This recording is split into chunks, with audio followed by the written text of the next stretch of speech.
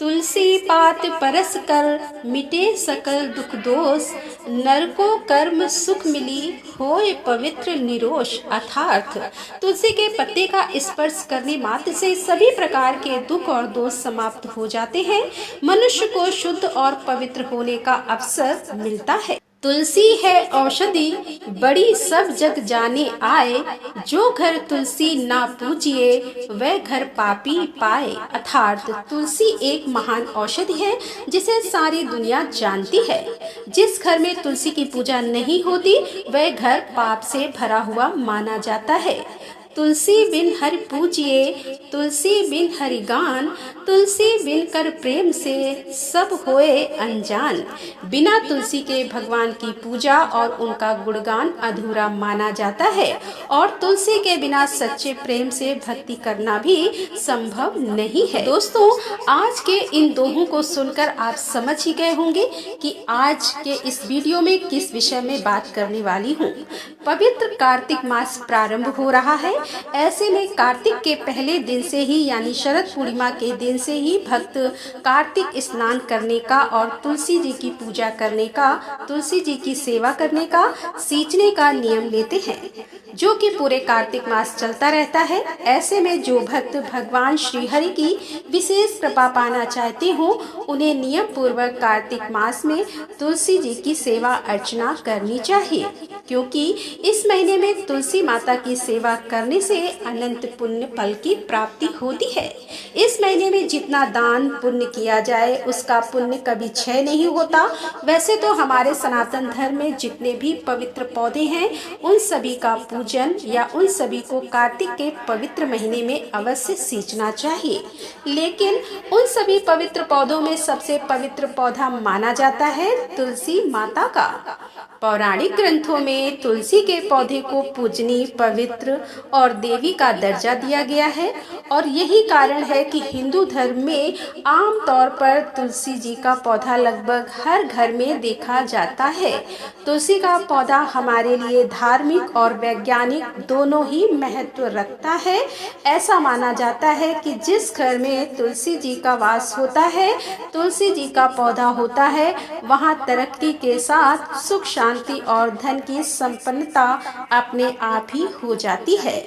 अब ज्यादा देर ना करते हुए आपको बताते हैं कि कार्तिक मास में तुलसी जी की पूजा कैसे करनी चाहिए, कब और कैसे आप तुलसी जी की पूजा कर सकते हैं, कितनी बार दीप जलाना चाहिए, कितनी परिक्रमा करनी चाहिए, तुलसी के पौधे में जल कब चढ़ाना चाहिए, क्या सुबह और शाम दोनों समय जल चढ़ाया जाता है, कितनी तुलसी का पौधा घर में होना चाहिए, क्या जिस तुलसी की पूजा हम रोजाना करते हैं, जिस तुलसी को हम सींचते हैं, उसमें से हम भगवान के भोग के लिए तुलसी के पत्ते तोड़ सकते हैं, अगर तोड़ सकते हैं तो किस विधि से तोड़ना चाहिए, किस प्रकार प्रार्थना करनी चाहिए, क्या तुलसी जी में शालिग्राम रखकर पूजा करनी चाहिए, तुलसी जी को सिंदूर, हल्दी या कुमकुम इनमें से क्या चढ़ाना चाहिए, तुलसी को हरी या लाल कैसी चुनरी चढ़ाई जाती है, किस किस दिन तुलसी नहीं तोड़ी जाती, तुलसी जी में जल कब कब नहीं चढ़ाना चाहिए, तुलसी की पूजा या पत्ते तोड़ते समय किन मंत्रों का जाप किया जाता है, देव उठान एकादशी के दिन तुलसी विवाह के लिए कैसी तुलसी होनी चाहिए, तुलसी विवाह के बाद क्या तुलसी के पौधे को दान में देना जरूरी होता है, अगर स्वयं के घर पर तुलसी ना हो तो क्या कहीं और से भोग के लिए तुलसी के पत्ते तोड़कर ला सकते हैं, कौन सी तुलसी घर में लगाना शुभ माना जाता है, रामा या फिर श्यामा। कार्तिक मास में तुलसी जी की सेवा करने वाली माताओं बहनों को यदि पीरियड्स हो जाएं तो पीरियड्स में किस प्रकार तुलसी जी की पूजा सेवा करनी चाहिए, अगर आपको घर से बाहर कुछ दिनों के लिए जाना पड़े तो ऐसे में इतने दिन तक क्योंकि तुलसी में जल नहीं चढ़ा पाएंगी, पूजा नहीं कर पाएंगी, तो क्या करना चाहिए, तुलसी का पौधा किस दिशा में लगाना ज्यादा सही रहता है, अगर तुलसी का पौधा सूख गया है तो क्या करना चाहिए, तुलसी जी में मंजरी आती है उनका क्या करना चाहिए। यह ऐसे बहुत सारे महत्वपूर्ण प्रश्न हैं जिनके उत्तर आपको आज के इस वीडियो में मिलने वाले हैं। अगर यह वीडियो आपको थोड़ी सी भी अच्छी लगे तो आप वीडियो को लाइक करके हमारे चैनल को जरूर सब्सक्राइब कर लीजिए, क्योंकि आपको कार्तिक मास से संबंधित और भी वीडियो हमारे चैनल पर दिखाई जाएंगी। साथ ही इन दिनों में हमारे चैनल पर पवित्र कार्तिक मास की कथाएं भी हर दिन सुनाई जाएंगी। आप इन कथाओं को भी सुन सकते हैं। सबसे पहले बात करते हैं पहले प्रश्न की कि कार्तिक मास में तुलसी की पूजा कब और कैसे करनी चाहिए। तो इसके लिए कार्तिक मास के पहले दिन से यानी कि शरद पूर्णिमा के दिन से ही कार्तिक मास का जो नियम है वह प्रारंभ हो जाता है।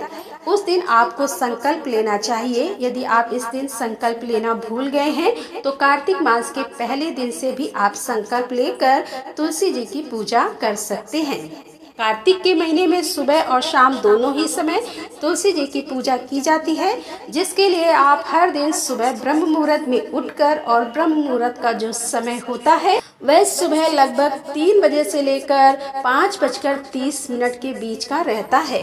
तो इस समय के अंदर अंदर आपको स्नान भी कर लेना है, और स्नान करने के बाद आपको मंदिर की साफ सफाई करके घर में और मंदिर में गंगा जल छिड़कना है।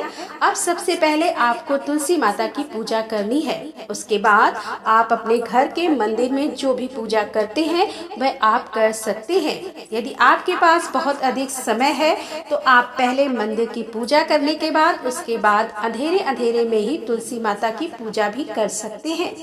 फिर सूर्योदय होने पर सूर्य देवता को जल का अर्घ भी दिया जाता है। सबसे पहले तुलसी जी में जल अर्पित करने के साथ ही धूप दीप जलाकर पुष्प अर्पित करके तुलसी माता के मंत्रों का जाप किया जाता है। तुलसी चालीसा का पाठ करके फिर तुलसी माता की कथा पढ़ी या सुनी जाती है।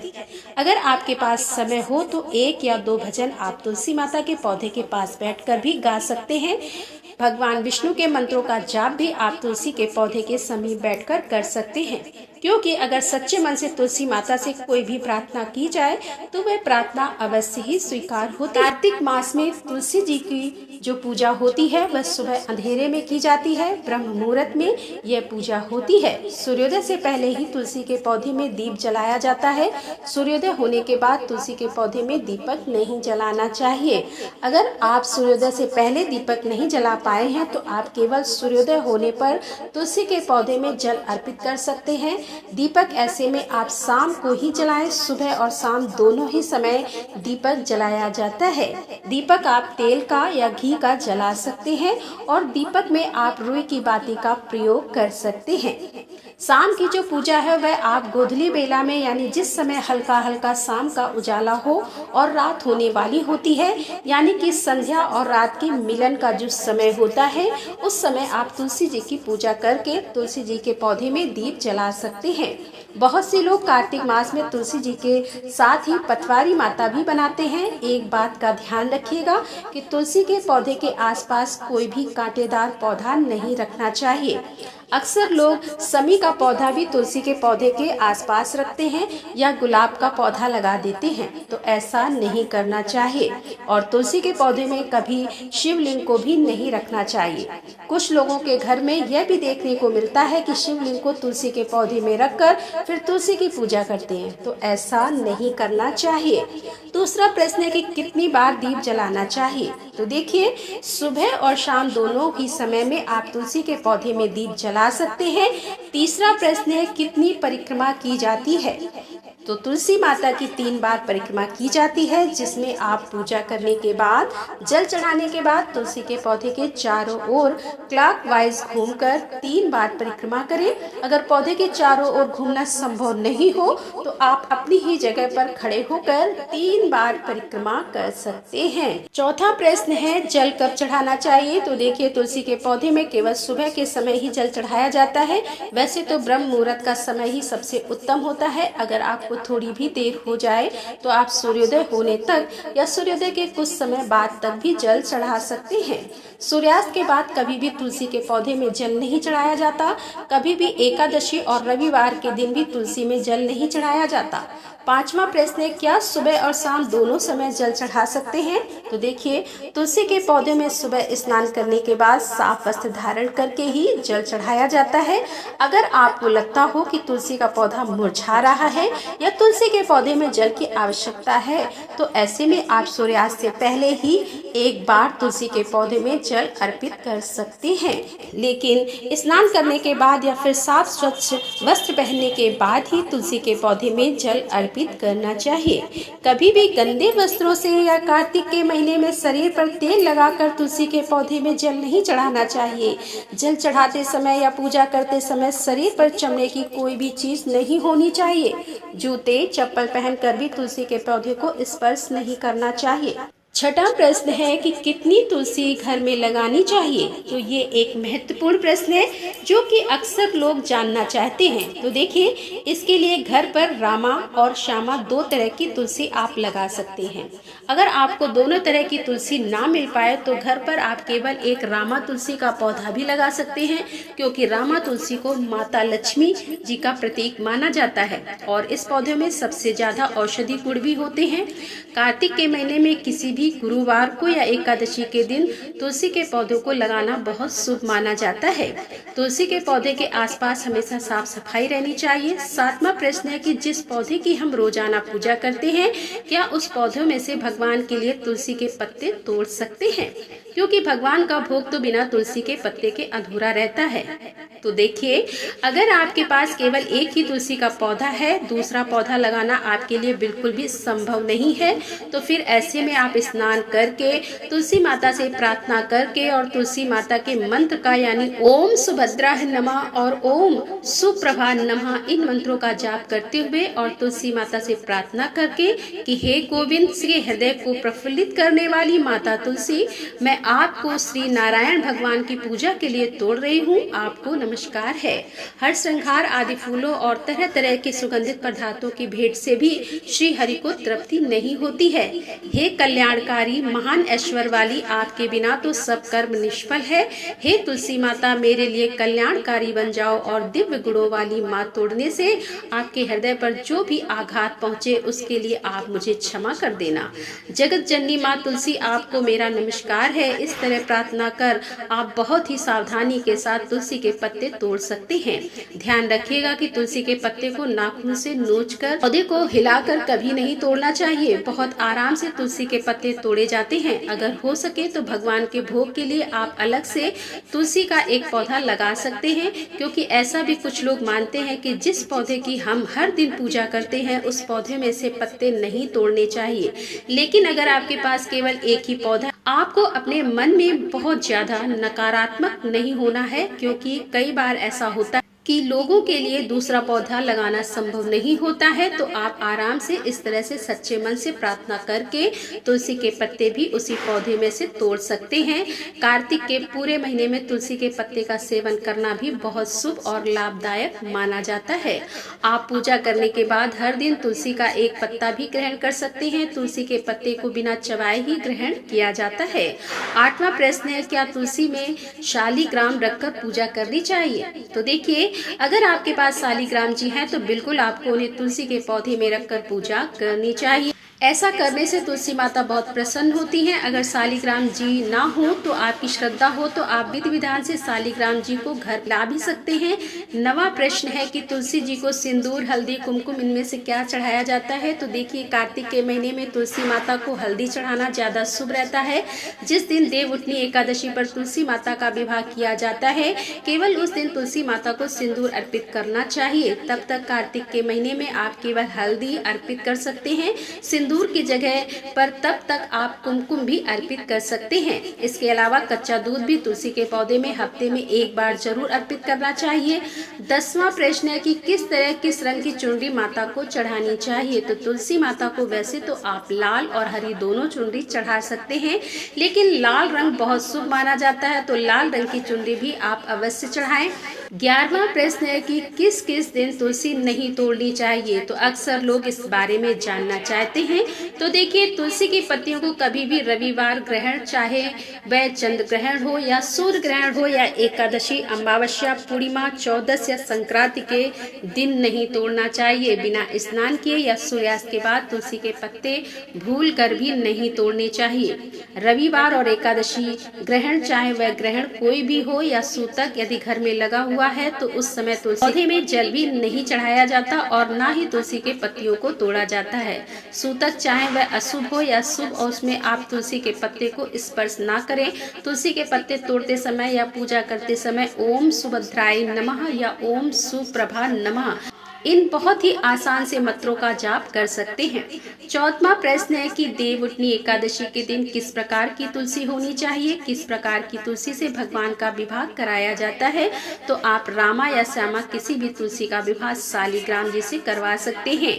तुलसी विवाह के लिए कुछ लोग नया तुलसी का पौधा लाकर इस दिन शालिग्राम जी के साथ उनका विवाह कराते हैं और फिर उस पौधे को मंदिर में दान कर देते हैं। जिस तरह से पुत्री कन्या का विवाह करने के बाद उनकी विदाई कर दी जाती है, उसी तरह से तुलसी माता की विदाई भी कर दी जाती है। वैसे तो तुलसी के पौधे को विवाह करने के बाद विदा कर देना चाहिए, मंदिर में रख देना चाहिए, लेकिन जो लोग ऐसा नहीं करना चाहते हो उन्हें उस पौधे को फिर अपने घर पर रखकर नियमित रूप से पूजा कर लेनी चाहिए। 16वां प्रश्न है कि अगर खुद के घर पर तुलसी ना हो तो क्या कार्तिक मास में कहीं और से भोग के लिए तुलसी के पत्ते ला सकते हैं। तो देखिए, बिल्कुल ला सकते हैं, लेकिन ध्यान रखिएगा तुलसी साफ सुथरी जगह पर लगी होनी चाहिए और हर सनातनी के घर में तुलसी का पौधा अवश्य ही रहना चाहिए। तुलसी का पौधा जिस घर में भी होता है उस घर का वातावरण शुद्ध हो जाता है, पवित्र हो जाता है, नकारात्मक ऊर्जा दूर हो जाती है। घर का वास्तु अगर ठीक ना हो तो वास्तु ठीक हो जाता है। इसीलिए तुलसी का पौधा तो आपको लगाना ही चाहिए, घर पर रामा हो या फिर श्यामा। तुलसी का पौधा आप लगा सकते हैं कार्तिक मास में। यदि माताओं बहनों को पीरियड्स होने लगे तो आपने पूरे कार्तिक मास तुलसी जी की पूजा करने का नियम धारण कर रखा है, तो ऐसे में जितने दिन भी आपको पीरियड्स होते हैं उतने दिन आप खुद से पूजा ना करके अपने परिवार के किसी भी सदस्य तुलसी की पूजा करवा सकते हैं, जल चढ़ा सकते हैं। अगर आप अकेली हैं, घर में आपके हिस्से की पूजा करने वाला कोई भी नहीं है और आपके आसपास यदि कोई वैष्णव हो या फिर कोई भी ऐसा व्यक्ति हो जो तुलसी में श्रद्धा भक्ति रखता हो, तो आप उनसे भी सुबह और शाम की पूजा करवा सकती हैं, जल अर्पित करवा सकती हैं और धूप दीप भी जलवा सकती हैं। अगर आपको बहुत दिनों के लिए घर से बाहर जाना है, चाहे हालांकि ऐसा नहीं करना चाहिए, तो आपका नियम टूट जाता है, लेकिन फिर भी यदि बहुत मजबूरी हो और आपको जाना पड़े तो ऐसे में आप किसी न किसी सदस्य को सेवा करने के लिए कह के जाएं। अपने आसपास किसी से आप आग्रह कर सकती हैं और इस दौरान आपको मानसिक रूप से वही नियम आपको अपनाने होंगे। जैसे ब्रह्म मुहूर्त में उठकर आप पूजा खुद करती हैं, तो उस समय भी आपको जहाँ कहीं भी आप हैं ब्रह्म मुहूर्त में उठकर मानसिक रूप से तुलसी माता की सेवा पूजा कर लेनी चाहिए। मानसिक रूप से भाव करते हुए कि आप तुलसी के पौधे में जल अर्पित कर रही हैं या धूप दीप जला रही हैं, ऐसा भाव करके सुबह और शाम तुलसी माता की पूजा आपको कर लेनी चाहिए। ऐसा करने से भी तुलसी माता पूजा स्वीकार कर लेती हैं। और 20वां प्रश्न है कि तुलसी का पौधा किस दिशा में लगाना चाहिए। तो उत्तर पूर्व दिशा में तुलसी के पौधे को लगाने के लिए बहुत ही शुभ दिशा मानी गई है।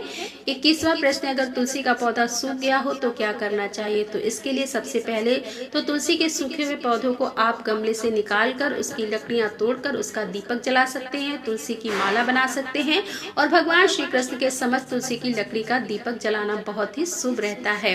और इसके अलावा आप तुलसी के सूखे हुए पौधे को जल में विसर्जित भी कर सकते हैं।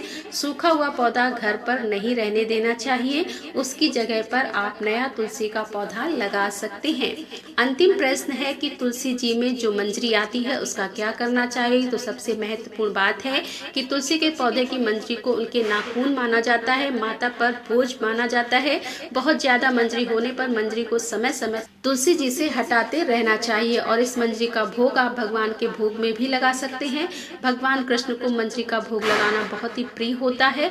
इस मंजरी को अगर घर में लाल कपड़े में बांधकर तिजोरी में रखा जाए तो धन में बरकत होती है, धन का आगमन होता है, धन कमाने के नए नए रास्ते खुलते हैं और परिवार के सदस्य तरक्की करते हैं। और यदि घर में कलह कलेश होता है तो वह कलह कलेश भी दूर होता है। इस तरह से आप कार्तिक मास में कुछ बातों का ध्यान रखकर तुलसी माता की पूजा कर सकते हैं। और जिस घर में तुलसी माता की पूजा सच्चे मन से की जाती है वहाँ पर सदैव भगवान श्री कृष्ण, भगवान श्री हरि और महालक्ष्मी जी सहित राधा रानी का आशीर्वाद सदैव बना रहता है। तो दोस्तों, यह थी आज की वीडियो। आशा करती हूँ कि ये वीडियो पसंद आई होगी। पसंद आई हो तो वीडियो को लाइक शेयर अवश्य करें। राधे राधे, जय श्री कृष्णा, हर हर महादेव, जय भोलेनाथ की।